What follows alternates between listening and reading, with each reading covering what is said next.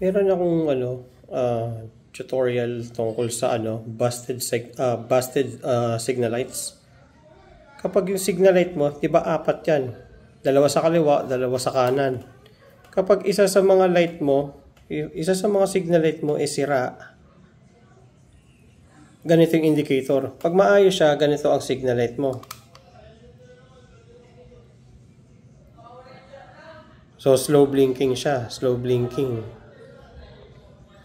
Pero, kunyari, ito, tinanggal ko yung right rear signal light cable ko, yung nasa tail. Kunyari, nabusted yung isang wire. Ganito magiging itsura ng signal light mo. Hindi siya slow blinking. Ito yung indicator mo na nasira isa sa mga signal lights mo. Nakita nyo? Ayan.